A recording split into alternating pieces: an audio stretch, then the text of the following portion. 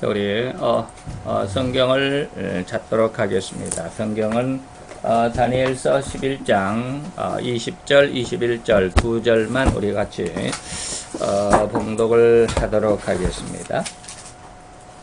다니엘서 11장 20절로 21절까지만 우리 같이 봉독을 하겠습니다. 우리 같이 봉독합니다. 그 위를 이을 자가 토색하는 자로 그 나라의 아름다운 곳으로 두루 다니게 할 것이나 그는 분노함이나 싸움이 없이 몇 날이 못되어 망할 것이요 또 그 위를 이을 자는 한 비천한 사람이라 나라 영광을 그에게 주지 아니할 것이나 그가 평화한 때를 타서 궤휼로 그 나라를 얻을 것이며. 아멘. 지난 시간에는 제가 이렇게 헬라 나라의 지도를 잘 보여드리지 못해가지고 오늘은 이렇게 예전에 다 보았던 그런 그림이죠.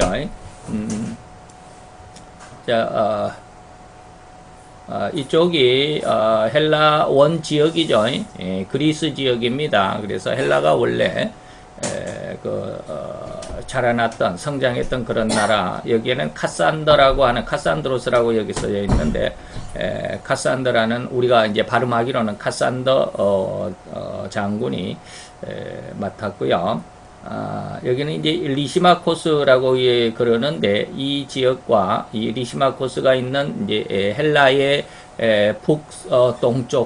북동쪽하고 이 안티고노스라고 하는 우리의 지금 발음으로는 안티오코스라고 그러는 이 지역, 저 푸른색으로 되어 있는 에우메네스 뭐 이런 지역까지 해서 리시마코스하고 안티오코스의 그런 관할 지역이 됩니다. 나중에는 안티오코스가 다 관할을 하게 되겠죠.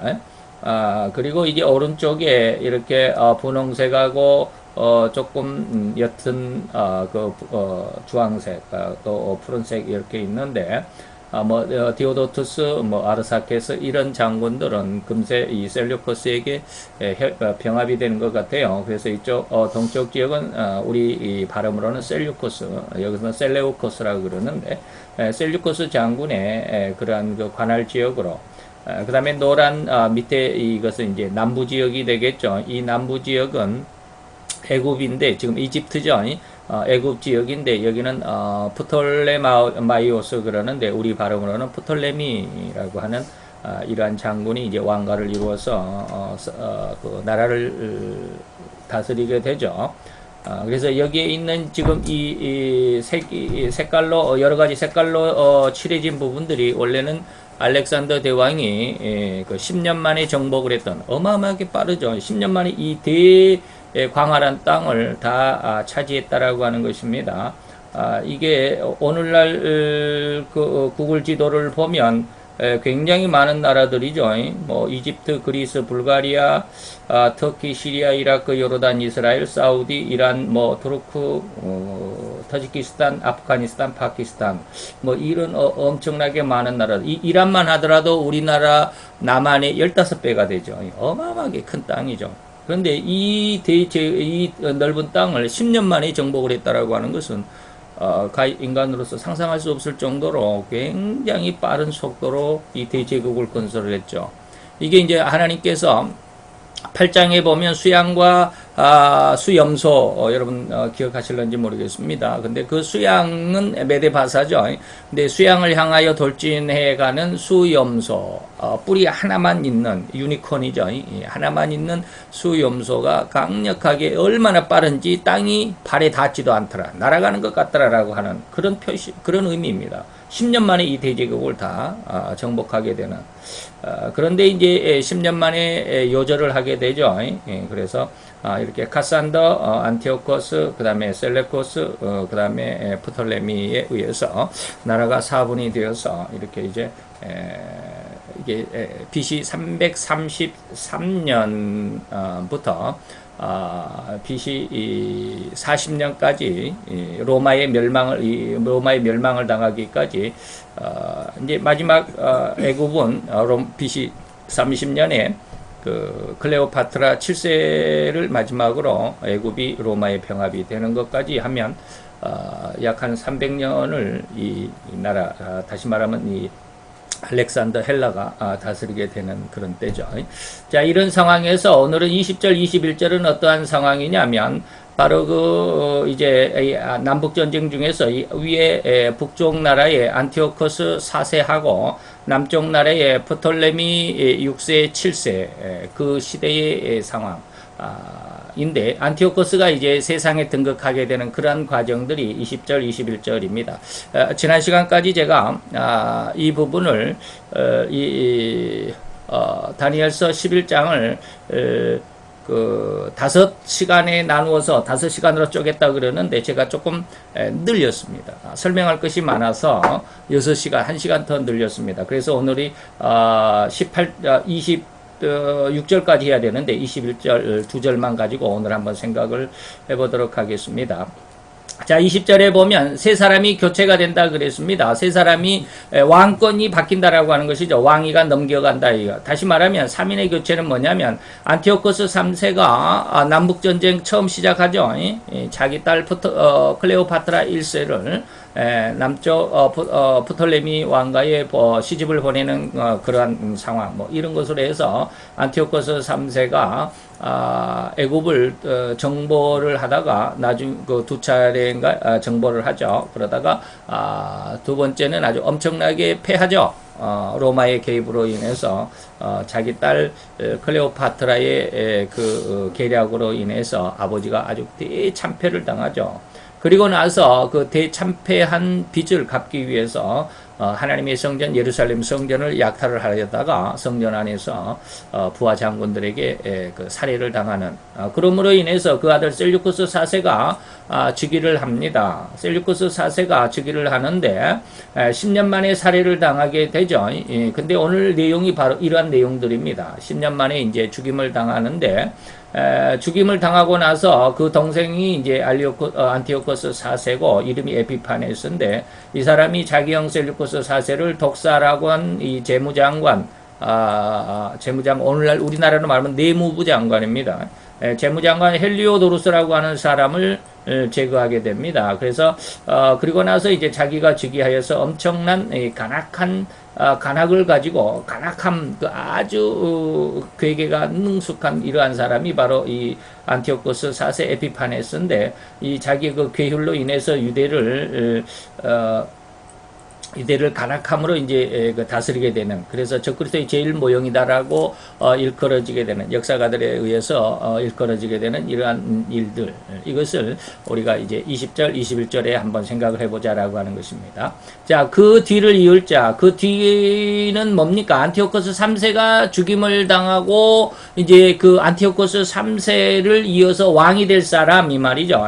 안티오코스 3세에 의해서 이제 장자 큰아들인 셀류쿠스 4세가 왕위를 이어받습니다. BC 185년에서 BC 175년까지 10년을 왕위에 있는데 그가 부왕 다시 말하면 안티오코스 3세 아버지죠. 안티오코스 3세 부왕의 전쟁 손해배상금을 물어주기 위해서 엄청난 토색을 감행하게 됩니다.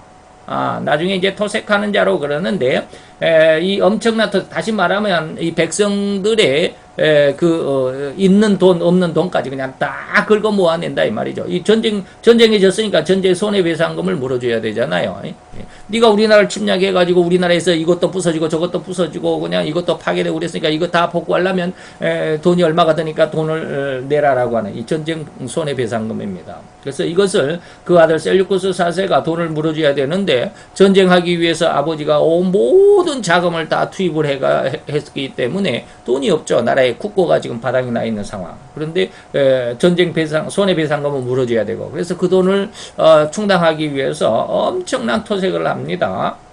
그래서 토색하는 자로 그랬는데 이 토색하는 자가 누구냐면 이제 말씀드리지만 헬리오도루스라고 하는 셀류쿠스 4세의 재무장관인데 셀류쿠스 4세의 재무부 장관, 내무부 장관인데 이 사람은 원래 자기 아버지 안티오코스 3세의 재무장관으로 재직을 하던 사람입니다. 그래서 자기 아버지가 죽으니까 그 재무장관을 그대로 셀류쿠스 4세도 그대로 이제 관직을 그대로 수행하도록 했죠. 그래서 헬리오도루스가 자기 아버지 때로부터 자기 때까지 재무장관을 지냅니다. 근데 이 헬리오도루스에게 이 돈을 걷는 일을 담당을 시켰다 이 말이죠. 이것이 이제 나중에 토색하는 자다라고 오늘 하나님은 말씀했는데 얼마나 수탈을 하는지 말이죠. 이 헬리오도루스가 아주 간악하게 돈을 빼앗아갑니다.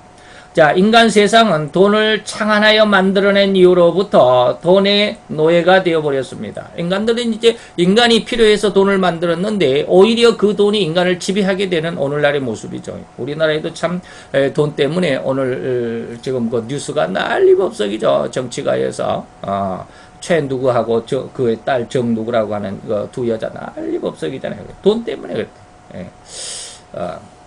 자, 지금의 이스라엘이 탄생할 수 있었던 배경, 지금 이스라엘이 2차 대전까지 1948년 이전까지는 나라가 없었잖아요. 세계의 그 유랑민족이었는데 그 이스라엘이라고 하는 나라를 지금 현재 있는 그 땅에 다시 정착할 수 있게 한 그 배경 중에 하나가 뭐냐면 바로 수전노라고 이름 붙을 정도로 엄청나게 돈을 긁어 모았던 바로 유대인들 그 자신들 그 돈 때문에 말이에요.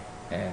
그 돈을, 그래서 그만큼, 돈을 많이 가지고 있는 사람들이 유대인들 중에 한 사람이죠. 그래서 인류는 이 돈의 그늘 아래에서 이토록 험악하고 추악한 사건들과 또한 전쟁까지 일으킬 수 있었던 것입니다. 돈 때문에 이러한 일을 하죠. 그래서,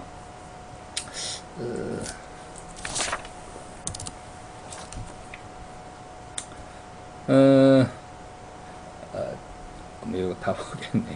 자, 디모데전서 6장 10절에 보면 돈을 사랑함이 일만하게 뿌리가 되나니 이것을 사모하는 자들이 미혹을 받아서 믿음에서 떠나 많은 근심으로 자기를 찔렀다라고 이렇게 말하는데 오늘날도 역시 이 돈의 힘을 빌려서 세상을 농단하고 있는 사람들이 허다함을 부인할 수 없습니다. 우리나라 지금 2016년 지금 현재에도 이 말이죠. 우리는 대통령의 비선 실세라고 지금 의혹에 불과합니다. 뭐 드러난 것은 없지만 의혹인데 채모라는 여인으로 인해서 의혹이라고 하는 것이죠. 의혹이지만 온통 나라 안에 뒤숭숭하고 있습니다. 이 여인으로 말하면 이 여인의 말 한마디로 800억이 모금이 되었고 우리나라에 지금 정치가에 아주 말썽 있는 K스포츠 재단 그 다음에 미르재단이 꾸려졌다는 것들의 풍문들입니다. 더욱이 우리는 지난날 우리나라 왕들, 대통령이라 거기보다는 왕들 그랬는데, 국민의 혈세와 불법 자금 모금으로 인해서 어떤, 지나간 왕은 1조 원을 어떤 사람은 5천억을 축제했다라는 이유로 법정에서 온갖 수치를 당하기도 했지만, 결코 부끄러움을 모르는 인생으로 살아가고 있는 사람도 있습니다. 본문의 셀류커스 4세 또한 아버지가 전쟁의 빚으로 말미암아 국고를 다시 채우기 위해서 이러한 토색한 자, 돈에 아주 민감한 자를 선발을 했습니다. 그게 바로 헬리오도로스라고 하는 아버지 때부터의 그 재무장관이었죠. 그가 바로 아버지의 재무장관이었던 헬리오도로스라고 하는 사람인데 이 재무장관과 그리고 왕의 그 돈을 충당해야 한다라고 하는 이 토색함으로 인해서 백성들이 얼마나 고혈을 짜했는지를 상상해 볼 수 있는 그러한 그 역사입니다. 그래서 이 토색하는 자, 다시 말하면 돈을 수탈하게 하는 헬리오도로스를 어디로 보냈느냐면 그 나라의 아름다운 곳으로 도려다니게 한다. 이 아름다운 곳이 어디냐면 바로 유대의 지역입니다. 팔레스타인 여러 지역. 다시 말하면 이스라엘 유대인들이 엄청나게 이때 당시에도 그 수탈을 당하고 고통을 당했죠. 2차 세계 대전이 일어나는 그 1948년 이때 그때만 이 수탈을 당하고 고통을 당한 것이 아니라 옛날부터 그랬다 이 말이에요. 옛날부터. 근데 이러한 것들을 유대인이 그랬다라고 하는 것을 우리가 가만히 잘 생각을 해봐야 됩니다. 유대인들이 하나님의 말씀을 받은 성도들임에도 불구하고 하나님의 말씀에 정확하게 그리고 온전하게 순종하지 못했을 때 그들이 이렇게 엄청난 어려움을 당했다. 유대인들이 어려움을 당했다라고 하는 것보다도 오늘날 우리 성도들 자신에게 적용을 시켜봐야 합니다. 우리도 하나님의 말씀대로 정확하게 잘 따르거나 순종하지 못할 때 우리에게도 이러한 어려움이 올 수 있다라고 하는 거예요. 이건 그 성경이 우리의 거울이다라는 말씀으로 잘 비유해 볼 수 있습니다. 그래서 헬리오도로스는 유대 지역인 이 팔레스타인 지역 여러 지역을 돌아다니면서 세금 징수를 명목으로 엄청난 수탈을 감행하게 될 것을 하나님이 예언을 하셨습니다. 나중에 제가 여기에 그게 쓰여 있을 텐데 가만히 한번 보십시오. 그때 가서 얘기합시다. 엄청난 수탈을 감행하게 될 것을 하나님이 뭐 하셨다? 예언했다. 하나님이 그러한 사람이 나타날 거야. 지금 이 이상을 보고 이 예언을 받은 때가 언제라고요? BC 536년입니다. BC 536년인데 이때 이 헬리오도루스가 나타날 시대는 언제입니까? 약 한 200년쯤, 250년쯤 후의 일입니다.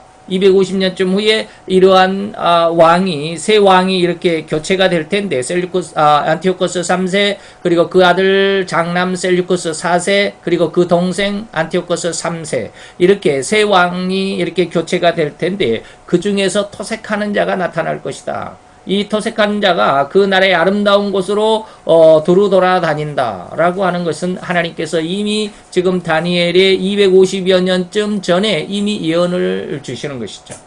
하나님이 그걸 다 알고 계시다. 이게 그대로 이루어지고 있는 것입니다.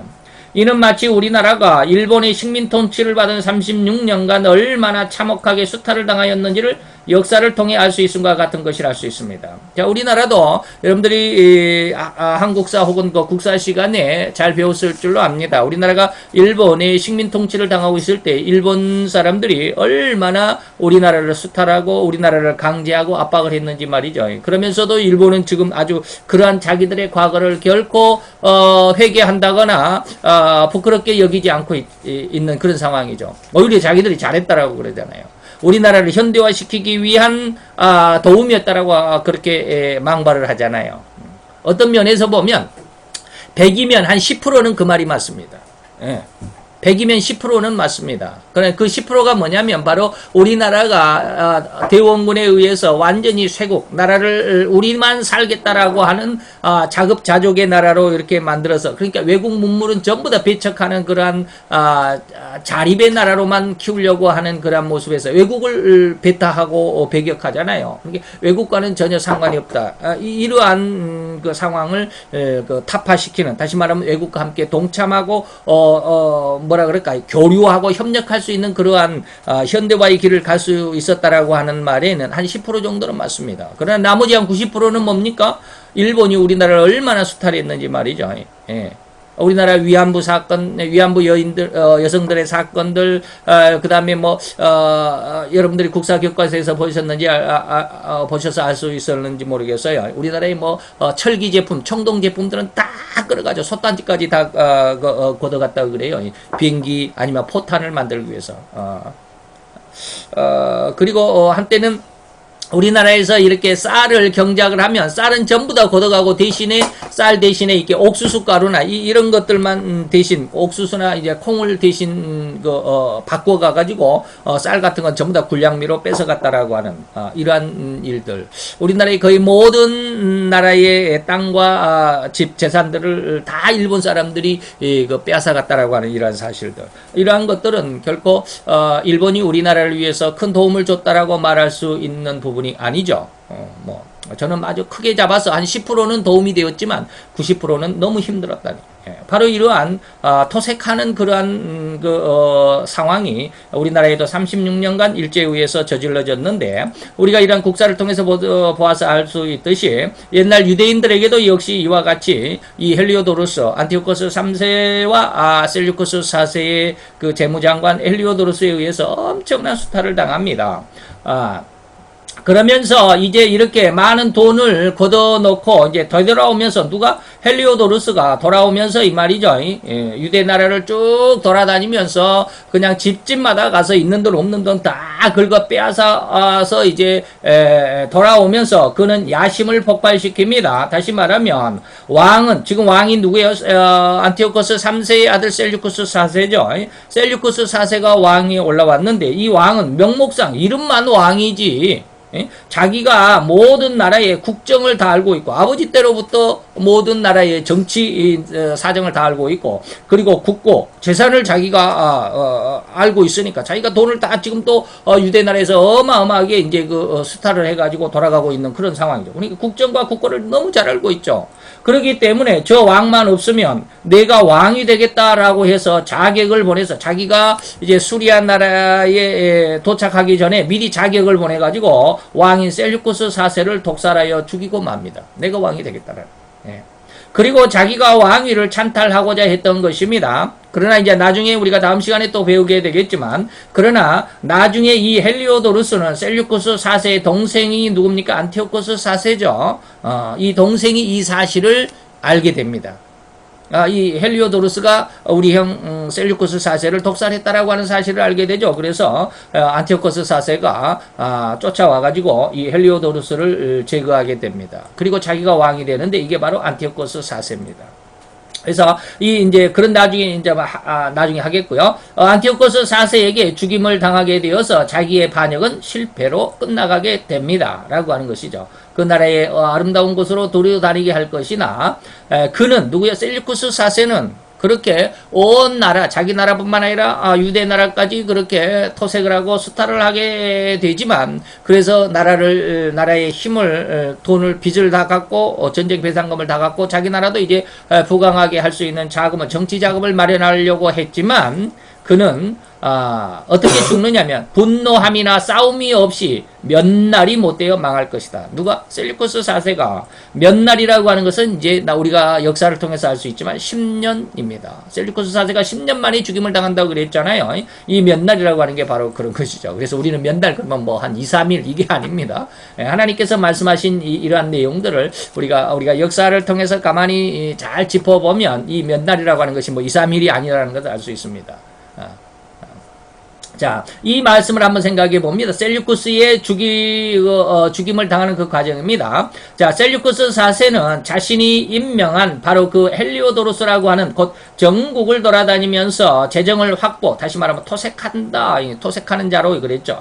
재정을 확보하기 위한 그에게 독살을 당하여 싸움이나 전쟁에 의하지 아니하고 왕위에 등극한 지 10여 년 만에 통치를 마감하게 되었습니다. 몇 날이 못되어 망하게 된다. 죽임을 당한다.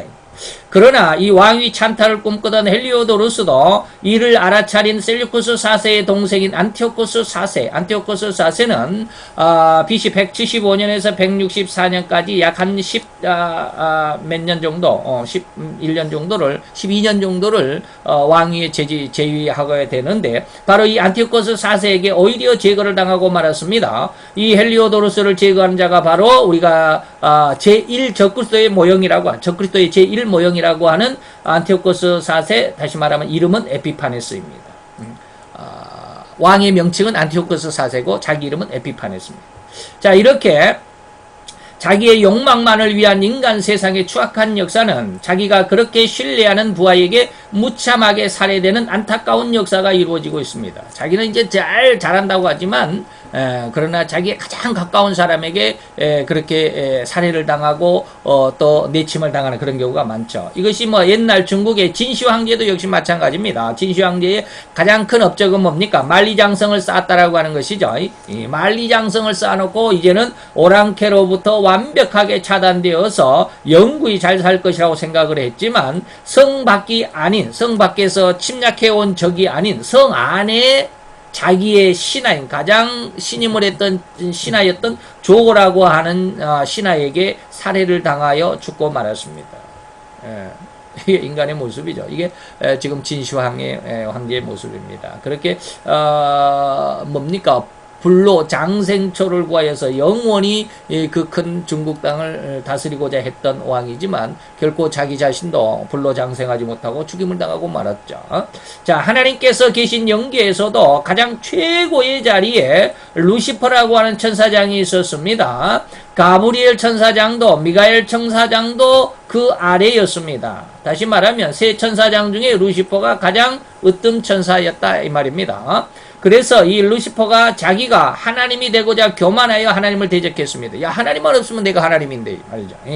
이와 같이 인간계, 인간의 세상, 인간의 어떤 신분, 인간 세상에 그 어디를 가더라도 거기에 뭐 교회를 보나, 종교계, 교회 안에서도 역시 마찬가지고 정치계에서도 역시 마찬가지죠. 그리고 경제계를 보나, 세상 재벌들이 있는 경제계를 보나, 그 어디를 보더라도 원수는 가장 가까이에 있습니다. 가장 신임하는 최고의 지위에 있는 자가 대적하는 경우가 너무나도 다합니다. 예수님도 가장 신임을 했던, 돈을 맡았던 재무사도였던 유다의 배반을 받죠. 즉 너만 없으면 내가 최고가 될 수 있다. 내가 제일이 될 수 있다라고 하는 바로 그 자리. 예, 만인의 지상. 1인 지하. 우리나라로 말하면 그렇습니다. 우리나라 영의정을 그렇게 이야기하거든요. 영의정은 누구요? 한 사람 아래에, 한 사람은 왕이죠. 자기 위에는 왕밖에 없어요. 그리고 만인, 모든 백성의 지상, 위다 이 말이죠. 만인 지상. 바로 이 자리가 바로 사탄의 유역사와 사탄이 역사하기에 가장 알맞은 사탄의 괴율이 난무하는 가장 좋은 그 자리가 바로 그 자리입니다. 그래서 한 예화를 한번 봅시다. 중국에 활쏘기의 달인이 있었습니다. 그런데 그에게는 중국 최고의 고수인 스승님이 아직 살아계십니다. 그런데 아무리 이제나 저제나 기다려도 이 늙은 스승이 죽지 않는다라는 거죠. 그래서 저자만 없으면, 저 스승, 저 선생님만 없으면 이 중국에서 내가 제일이 될 텐데 하는 마음에 늘 이 제자는 불편했습니다. 네, 그러겠죠. 그러던 어느 날 스승님이 밖에 출타했다가 돌아오는 길이었습니다. 언제든지 도를 깨달은 사람은 주위에서 어떤 기운 같은 것을 느끼는 능력이 있습니다. 그런데 저 길 끝 모퉁이에 살기가 느껴집니다. 이거는 중국 역사의 어떤 그 예화, 뭐라 그럴까, 전해져 오는 만담 같은 그런 이야기입니다. 자, 거기에는 제자가 중국에서 제일 가는 철강궁을 둘러매고 스승이 오는 길목을 지키고 있었습니다. 밤에 아무도 못 보는 틈에 활을 쏴서 죽이고자 했어요. 자기 스승을 죽이고자 했습니다.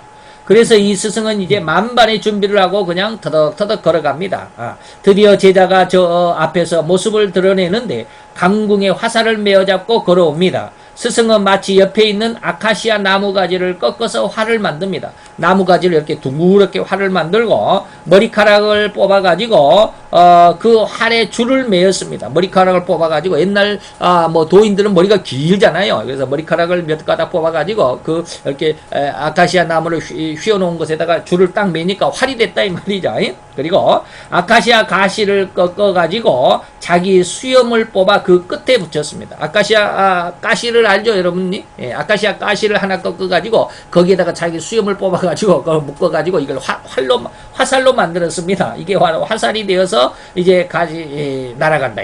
그래서 제자의 강궁의 화살과 스승의 수염 화살이 중간에서 부딪혀 땅에 떨어집니다.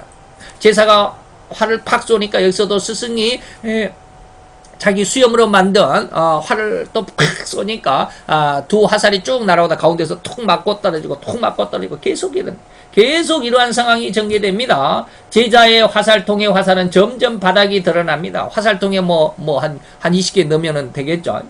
다 가득 차겠죠. 예. 그러나 이 스승의 수염은 아직도 엄청나게 많이 남아 있습니다. 이 수염이 한 20개만 되겠습니까?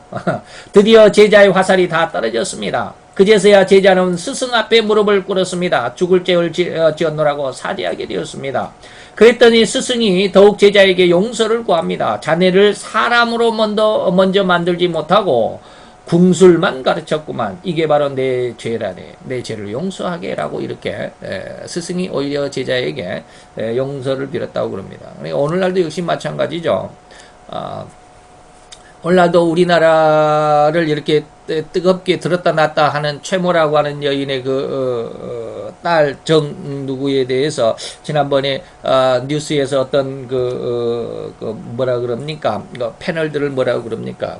좌우지간 그 뉴스를 진행하는 진행자하고 옆에 몇 사람이 나와가지고 서로 막 이야기를 하죠. 자기 주장을 내세우고 그러죠. 예. 그 중에 한 사람이 그러더라고요.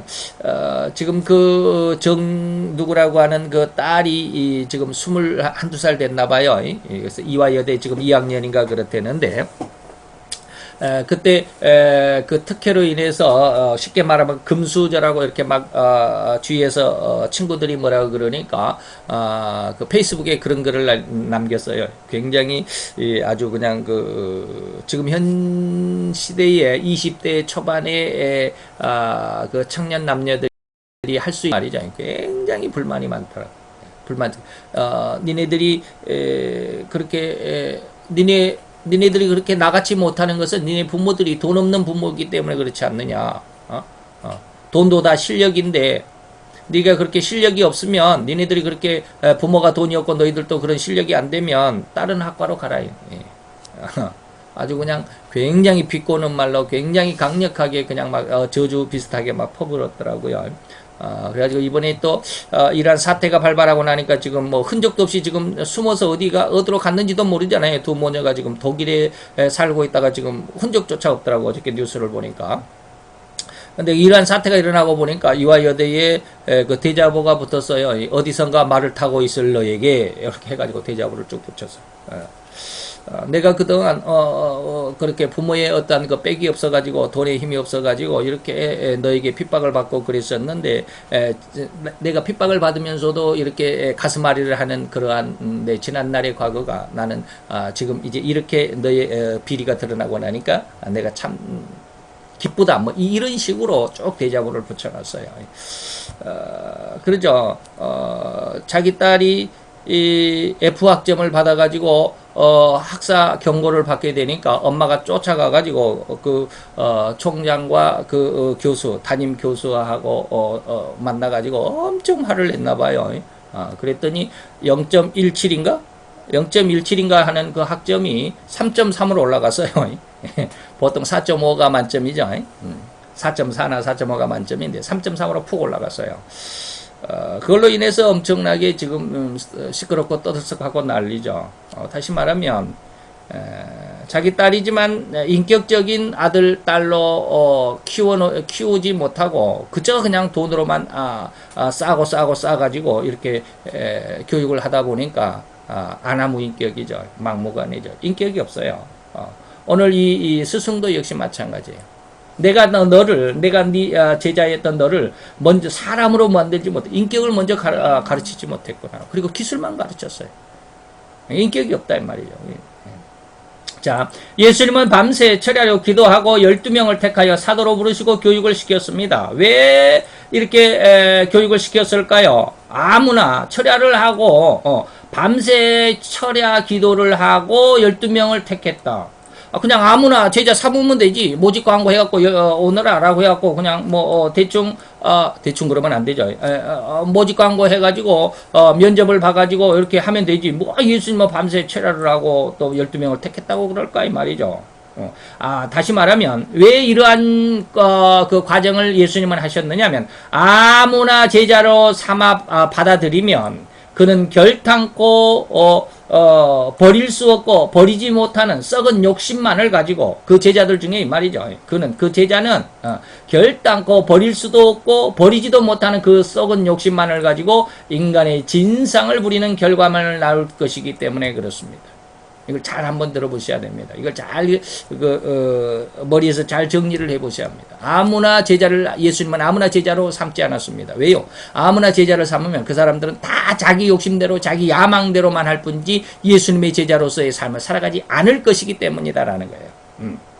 그래서 개나 돼지와 같은 성품을 가진 사람들에게 제 아무리 가르쳐봐야 결국은 스승을 밟고 자기의 야욕만을 드러낼 것이기 때문이라는 말입니다. 그러면 그렇다고 한다면 12명 중에 한 사람 유다라고 하는 사람, 예수님을 팔아버린 이런 사람이 있는데 제자 중에 한 사람인데 12명 중에 한 사람인데 예수님은 그렇게 아무나 제자를 삼지 않는다라고 했으면서 유다를 알아보지 못했다라는 것인가? 아닙니다. 아니에요. 왜 예수님은 유다를 일부러 알면서도 선택을 했습니다. 유다는 절대로 예수님의 십자가를 위해 필요했던 인물이기 때문에 예수님이 그를 선택했습니다. 만약에 예수님이 나머지 11명의 제자들처럼 12명 전체를 그렇게 생명으로 순교하기까지 복음만을 위한 생애의 사람들로 채웠다고 한다면 결코 예수님의 십자가의 대속의 죽음, 다시 말하면 예수님을 팔아버리는 예수님을 파는 이러한 이것도 사명이라고 하면 좀 그런데 예수님을 팔아버릴 이러한 사명을 가진 사람이 없잖아요. 12명은 다 생명을 걸고 예수님 앞에 순교하는 그런 사람들만 채웠다. 다 좋은 사람만 선택을 했다면 예수님을 팔 수 있는 사람이 없잖아요. 그래서 예수님이 부득이하게 십자가에 넘겨져 죽어야만 한 그러한 사명을 가지고 이 땅에 태어났거든요. 세상에. 그것이 바로 마가복음 10장 45절이잖아요. 예수님은 왜 세상에 오셨느냐? 모든 사람의 대속물이 되기 위해서다. 근데 그 대속물이 되기 위해서는 예수님이 십자가에 팔려져야 된다는. 근데 그 십자가에 팔아버릴 사람이 예수님의 제자 중에 한 사람이 필요했어요. 그렇기 때문에 예수님은 유다가 이후에 예수님을 30냥에 팔아버릴 그러한 배반자이다라고 하는 것을 알면서도 그를 선택했습니다. 왜? 하나님의 뜻을 이루기 위해서. 다시 말하면 내가 십자가에 죽기 위해서. 아버지의 뜻이 바로 내가 십자가에 죽는 것인데 이 일을 위해서 유다가 필요했다라고 하는 것이죠. 그래서 바로 부득볼 예수님은 유다가 필요했던 것입니다. 다시 말하면 요한복음 13장 8절에 보면 내 떡을 먹은 자가 내 발꿈치를 들 것이라고 하는 예언이 그대로 이루어지게 하기 위해서. 예수님에 의해서 예수님의 은혜로 인해서 예수님의 도움으로 인해서 먹고 살았던 내 떡을 먹은 자, 예수님의 떡을 먹은 자, 예수님의 은혜로 살아가는 자가 내 발꿈치를 들었다. 나를 오히려 나에게 피해를 줄 것이다. 라고 하는 이 예언 말씀을 그대로 이 예언이 응해지게 하기 위해서 유다를 하나님께서 선택하신 것이죠. 더욱이 이제 이후 천년 왕국 이후에도 늘 말씀을 드렸지만 이와 더욱 비슷한 일이 전 세계적으로 일어날 것이라는 말입니다. 즉 그 천년 왕국이라는 1000년 동안 예수님의 사랑과 은혜로 인해서 그 은혜의 통치 안에서 얼마나 즐겁고 기쁜 날들을, 그것도 죽음이 없는 천년의 삶을 살았을까 말입니다. 그런데 막상 그러한 은혜로 천년을 살아간 수많은 자들 중에서 그 천년의 예수님의 은혜를 헌신짝을 버리듯 한순간에 멀리 날려보낼 인간들이 마치 노아의 방주에서 보호를 받았던 까마귀와 같이 은혜를 저버리는 자들이 바다 모래와 같을 것이라고 성경은 우리에게 경고하고 있음을 이미 명확히 알 수 있습니다. 이건 예수님께서 이미 예언하신 것이죠. 이게 바로 계시록 20장 7절 8절입니다.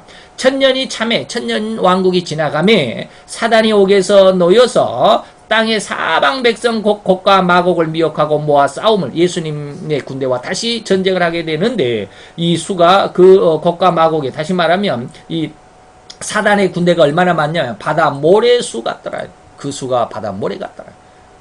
이 바다 모래같이 많은 사람들이 어디에서 있었어요? 예수님의 천년왕국 때 예수님의 은혜와 사랑으로 천년 동안을 살아온 그 은혜를 입은 자들 중에 거의 대다수입니다. 이것이 인간이 죄의 극한 노예임을 너무도 명확하게 증거하는 상황일 뿐입니다. 그러나 오늘 이 말씀과도 같이 곧 그들이 그러한 박쥐와 같기도 하고 까마귀와 같기도 한 인간들의 변덕과 변심은 곧 심판을 받을 뿐입니다. 즉시 주님의 개입으로 이 바다수 이렇게 천년이 참에 사단이 다시 전쟁을 곡과 마곡, 이것을 곡과 마곡의 전쟁이라고 그럽니다.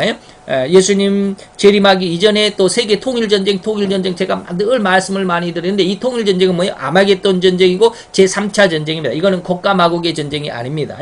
천년이 차고 난 다음, 천년왕국이 지나고 난 다음에 다시 곡과 마곡이 싸움을 붙인다. 이것은 곡과 마곡, 이것을 곡과 마곡의 전쟁이라고 그래요. 이 전쟁은 순식간에 주님의 개입으로 백보자 대심판으로 이루어질 것입니다. 순식간에 이 전쟁은 끝납니다. 그래서 그들은 영원한 지옥의 형벌로 향할 뿐이기 때문입니다. 왜 그럴까요? 그는 분노함이나 싸움이 없이 몇 날이 못되어 망할 것이다 라고 하였기 때문에 그렇습니다. 자, 안티오코스 4세 에피파네스를 중심한 세 차례 남북 전쟁이 있는데 그 중에 이제 21절부터 45절까지 내용 중에서 오늘 21절 한 절만 보겠습니다. 제1차 애굽 원정만 21절에 나오는데 21절에 보면 또 그 위를 이을 자는 비천한 사람이다. 다시 말하면 안티오코스 3세의 뒤를 이을 자가 전쟁에 의하지 아니하고 몇 날이 못돼서 멸망을 받는데 또 그 뒤를 이을 자, 20절에 뒤를 이을 자, 20절은 뭐라고 그랬습니까? 20절에 보면 안티오코스 3세를 이을 자는, 그러니까 셀류코스 4세죠. 안티오코스 4세의 형이죠. 이 셀류코스 4세는 토색한 자를 활용을 한다.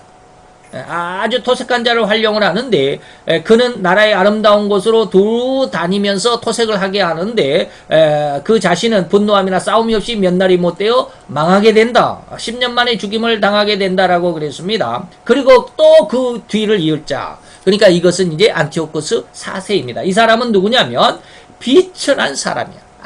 아주 강교한 사람이야. 인격적으로 인격적인 사람이라고 말할 수 없는 아주 치사한 사람이, 더럽고 추악한 사람이다 이 말이에요. 비천한 사람이다 이 말이에요. 다시 말하면 이제 이 안티오코스 3세가 어떠한 사람인가를 말씀을 드리는데 그 뒤를 이을 자라는 말은 안티오코스 3세의 둘째 아들로서 부왕인 안티오코스 3세가 애국과 로마의 동맹국과 전쟁을 함으로 인해서 대패하게 되죠. 자기 딸 클레오파트라 1세의 계략에 의해서 대패를 합니다. 그래서 이 전쟁을 패망함으로 인해서 로마가 인질을 잡아갑니다. 너 안티오코스 3세 너 까불면 너 혼나 그러면서 로마의 인질로 잡혀가는데 그 인질이 누구냐면 바로 이 안티오코스 4세입니다.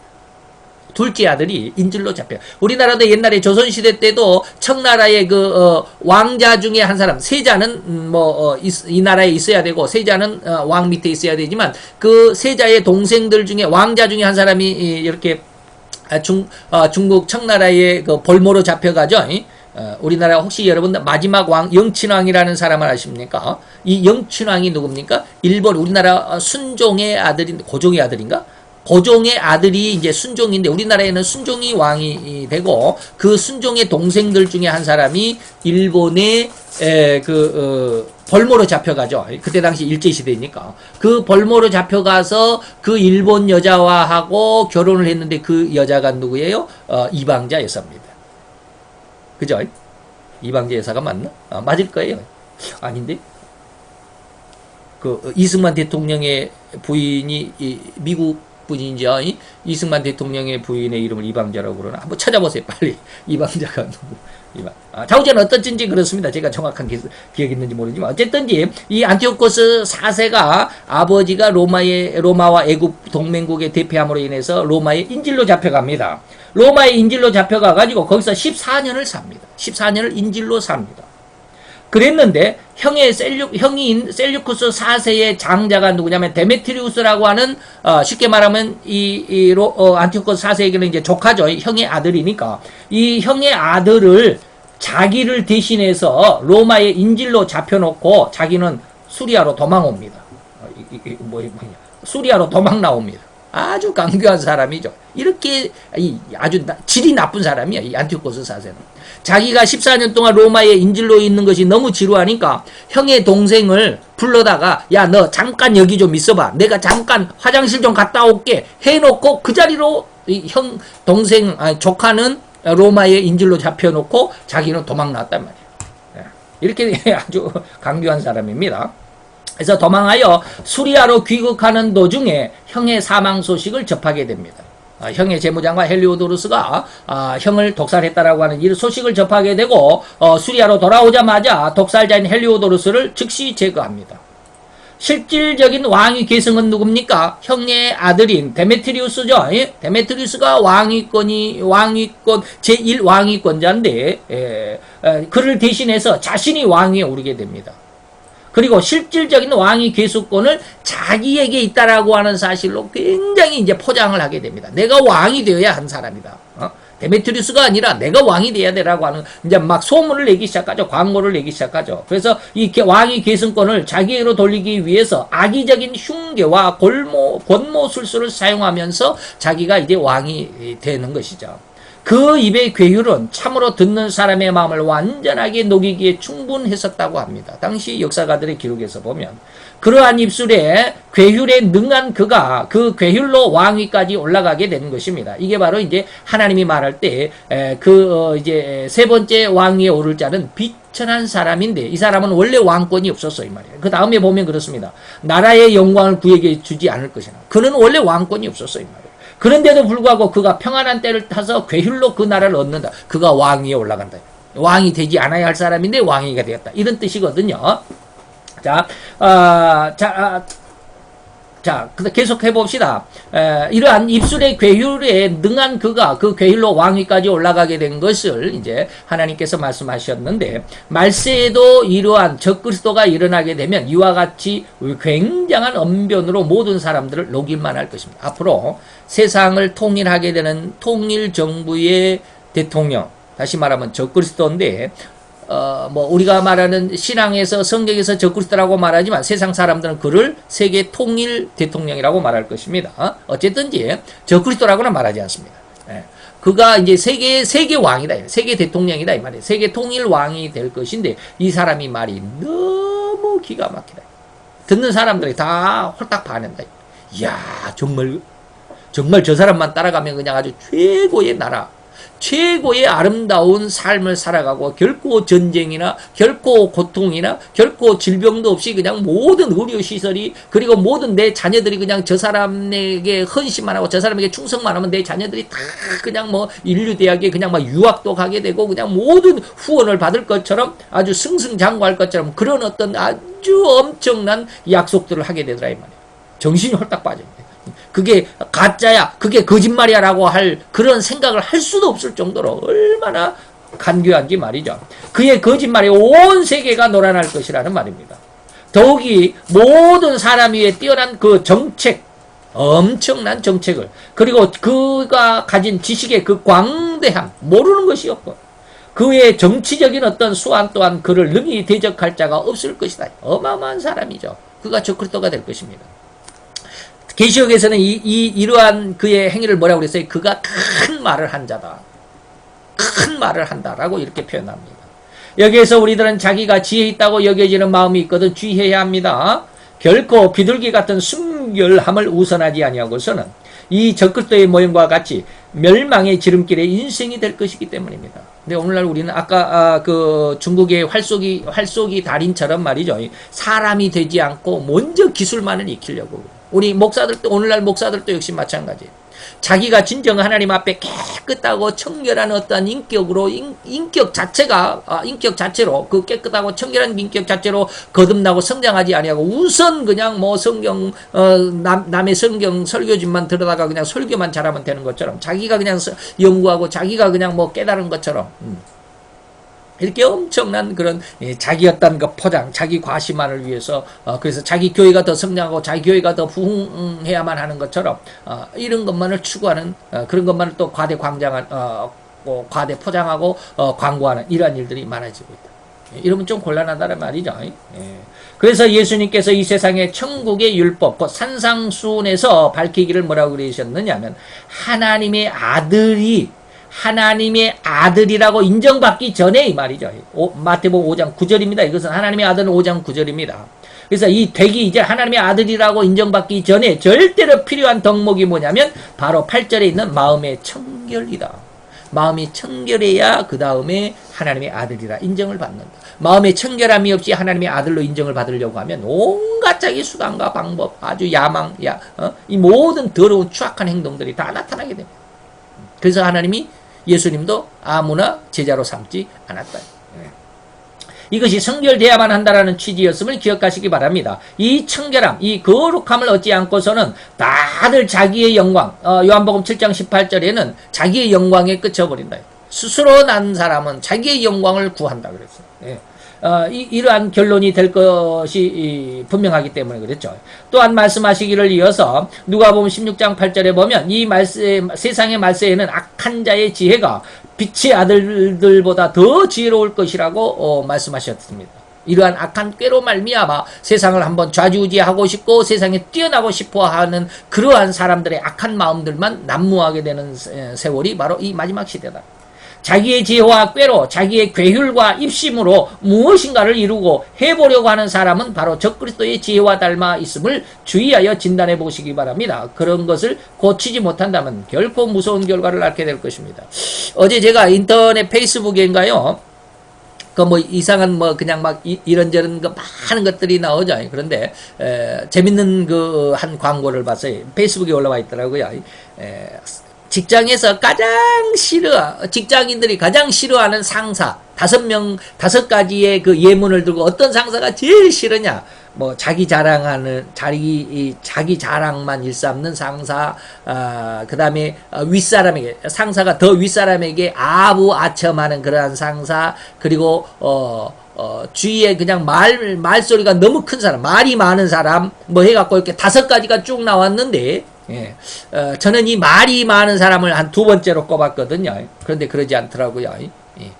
직장인들 중에 이러한 상사들 중에 자기 어떤 자기 주장만 내세우고 아랫사람 자기 부하들을 깔아뭉개는 이런 사람들도 예화에 있었지만 이런 사람들보다도 더 싫은 사람이 누구냐면 말이 많은 사람. 말만 많은 사람이 제일 싫다라고 그렇게 그 뭐랄까 그걸 뭐 설문에 1번 답으로 올라와 있더라고요. 그래서 말이 많은 사람. 그래요. 저도 말이 많은 사람들은 많이 싫어해요. 그냥 어디 가서나 자기가 정말 뭐 박사인 것처럼 막 이것도 알고 저것도 알고 누가 무슨 말을 막 그것은 이렇게 하고 뭐 이런 것이 뭐 제일 중요하고 뭐 또 저기 가서 저런 말하고 또 그것도 뭐 모르는 게 없이 그냥 여기 가서 저기 가서도 다 그냥 안다이 박사라고 그래요. 저 어렸을 때 그런 사람들 안다이 박사라. 저 그런 사람들 많이 싫어해요. 처음에는 이야 정말 참 지식이 많고 정말 대단한 사람이다라고 이렇게 생각을 했는데 나중에 한 2, 3일 더 3, 4일 그리고 하루 뭐 한 달, 2달 가다 보면 이 사람이 이야 이 사람 말 뻥쟁이구나 이런 것을 알게 돼요. 그런 사람들의 심리학적으로 보면 그런 사람들이 자기 자신을 어떻게 어디다가 그 정을 붙이지를 못해요. 그렇기 때문에 자기의 어떤 그 불안한 내 상태를 어떻게 커버하기 위해서 이렇게 말로서 이런 것을 커버하거든요. 그래서 내가 무엇인가를 다 잘 알고 있고 무엇인가를 너무 깊이 알고 있고 그러다 보니까 많은 사람들이 와 하는 이러한 그 어떤 그 뭐라 그럴까 눈길을 받게 되니까 그런 것 때문에 살아가는 사람들. 그래서 말이 많은 사람들이 결코 좋은 것은 아니다. 자, 마지막입니다. 나라 영광을 그에게 주지 않을 것이나 그가 평안한 때를 타서 괴휼로 나라를 얻는다. 이게 안티오코스 4세에 지금까지 말씀드린 내용들이 있는데 곧 안티오코스 4세에게 돌아오는 왕위가 아니었습니다. 원래 왕위는 누구에게? 그 조카인 데메트리우스에게 왕위가 돌아가야 되지만 데메트리우스를 자기가 자기 대신해서 로마 인질로 잡혀놨기 때문에 자기가 이제 왕위 계승자다라고 하는 것이죠. 이렇게 괴휼과 가전 권모술수로 자기 조카를 대신해서 왕이 된 자가 바로 안티오코스 4세인 에피파네스 왕입니다.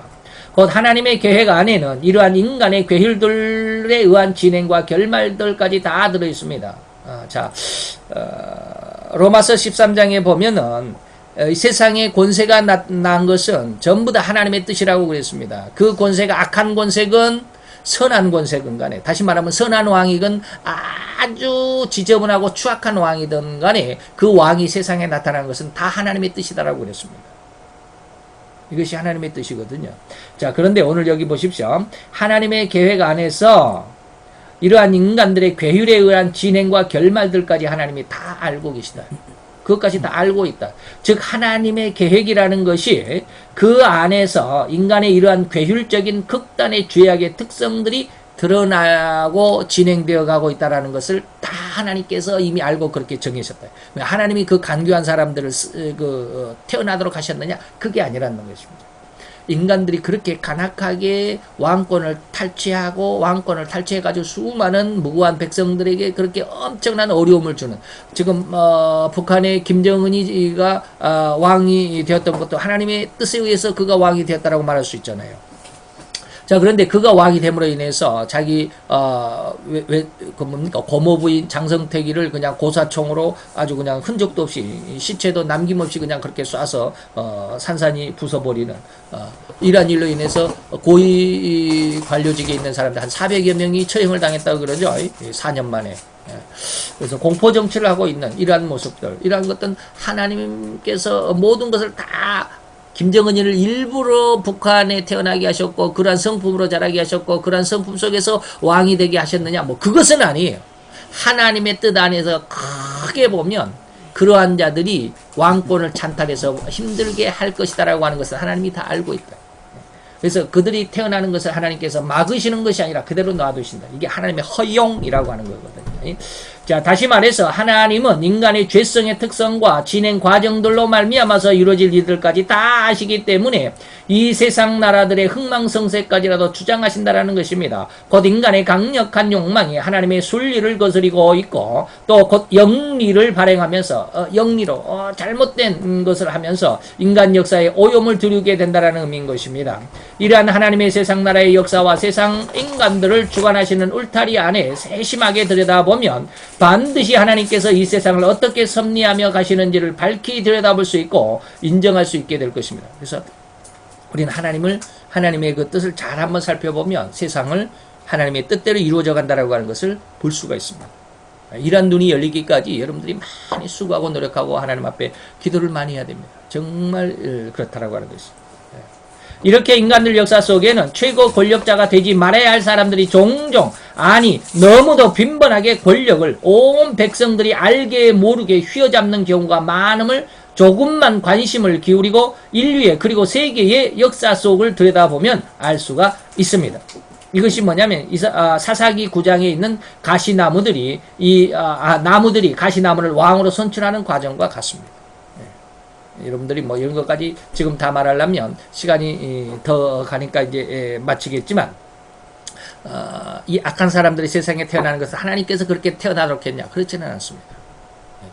하나님이 섭리 안에서 그런 사람들이 태어날 것을 아시고 그런 사람들까지 하나님께서 다 섭리하심으로 세상을 이끌어 가십니다. 그런 사람들이 있어야 무엇이 필요합니까? 그런 사람들이 있어야 하나님을 믿는 성도들이 하나님을 제대로 믿지 못한 것에 대한 징벌을 할 수 있는 회초리가 되기 때문에 그렇습니다. 이것이 이제 세상 적그리스도가 세상에 태어난다라고 말씀했는데 하나님께서 적그리스도를 그냥 아예 그냥 탁 머리를 잘라버리고 그냥 싹을 잘라버리면 좋을 것 아닙니까? 그럴 수도 있죠. 근데 하나님은 적그리스도가 태어나게 하십니다.